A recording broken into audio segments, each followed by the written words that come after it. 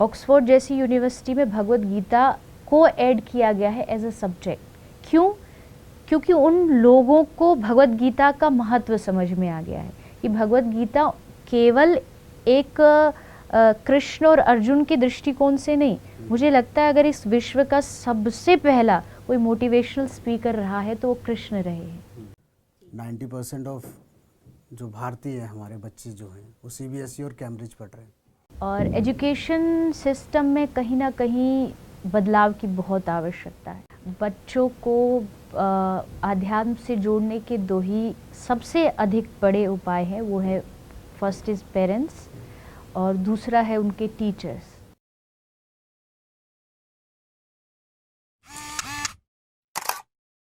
जहाँ तक रही पढ़ाने की बात, 90% ऑफ जो भारतीय है हमारे बच्चे जो हैं वो CBSE और कैम्ब्रिज पढ़ रहे हैं। जहाँ भगवत गीता का तो उनके उपदेशों का तो छोड़िए, मतलब जो ढंग के संस्कार होने भी चाहिए वो नहीं, विदेशी संस्कार है, उन्हें भी दोष नहीं दिया जा सकता क्योंकि वो ही पढ़ रहे हैं सेल्फ डिपेंडेंट के नाम पर कि अपने पैरों पे खड़े हो।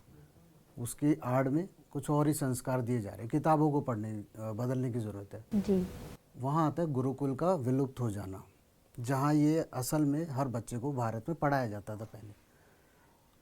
उसके बारे में आपकी क्या सोच है, या आप भी आगे गुरुकुल के लिए सोच रहे कि मैं भी आगे बच्चों को शिक्षित करूं जी। या कुछ किताबें होनी चाहिए इसके लिए? भाव तो है, मन की एक इच्छा तो है, क्योंकि मैंने हमेशा कहा है बच्चों को आध्यात्म से जोड़ने के दो ही सबसे अधिक बड़े उपाय हैं, वो है फर्स्ट इज़ पेरेंट्स और दूसरा है उनके टीचर्स। जी। एजुकेशन सिस्टम, और एजुकेशन सिस्टम में कहीं ना कहीं बदलाव की बहुत आवश्यकता है। अगर युवा वर्ग को अध्यात्म से जोड़ना हो तो वहाँ पर शिक्षा पद्धति में अध्यात्म का होना बहुत ज़रूरी है। वो विलुप्त हुआ और उसी का कारण है कि आज के बच्चे अपनी लाइफ के शुरुआत से मटेरियलिस्टिक जो भी चीज़ें हैं उनको अच्छे से जानते हैं, लेकिन जो स्पिरिचुअल चीज़ें हैं उनसे कहीं ना कहीं दूर हैं। तो इसके लिए मुझे लगता है कि जो बड़ी बड़ी संस्थाएं, जैसे आपने नाम लिया, लेकिन कुछ ऐसी भी संस्थाएं हैं विदेश की जो भगवत गीता को एज अ सब्जेक्ट पढ़ा रही हैं। विदेश की लाइक ऑक्सफोर्ड जैसी यूनिवर्सिटी में भगवत गीता को ऐड किया गया है एज अ सब्जेक्ट। क्यों?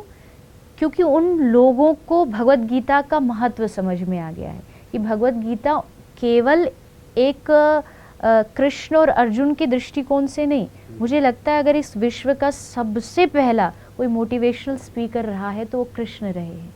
बाकी छोटे मोटे सब बाद में आए, क्योंकि जहाँ एक तरफ भयानक युद्ध चल रहा हो, ऐसी परिस्थिति में एक आदमी के मन को शांत कर देना कि तू चिंता मत कर, मैं हूँ, और वो मान भी गया, कितनी बड़ी शक्ति होगी उस भगवत गीता में, उस 18 अध्याय में, कि उसका पूरा एक दृष्टिकोण बदल गया। कुछ ही उसको सुनते ही उसने अपना धनुष उठा लिया और कि ठीक है मैं अब युद्ध लड़ूंगा, मैं अब जीत के दिखाऊंगा। तो कहीं ना कहीं जो भगवत गीता है उसको दोनों तरह से देखना चाहिए। आध्यात्मिक तो है ही है, लेकिन अगर कोई ये कहे कि नहीं मैं भगवान को नहीं मानता, मैं भगवान में उसके लिए भी गीता उतनी ही महत्वपूर्ण है जितनी भगवान के मानने वाले को है, क्योंकि उसमें भगवान कृष्ण ने ऐसी चीज़ों को बताया है जो आज के बच्चों के वे ऑफ थिंकिंग को बदल सकता है। भले आप आर्ट्स के स्टूडेंट्स हो, भले आप कोई बहुत जो चीज़ें आजकल चल रही हैं, सिंगिंग, डांसिंग, बहुत सारी चीज़ें, आप कुछ भी हासिल कर सकते हैं अगर आप अपने आध्यात्म को साथ लेके चलें।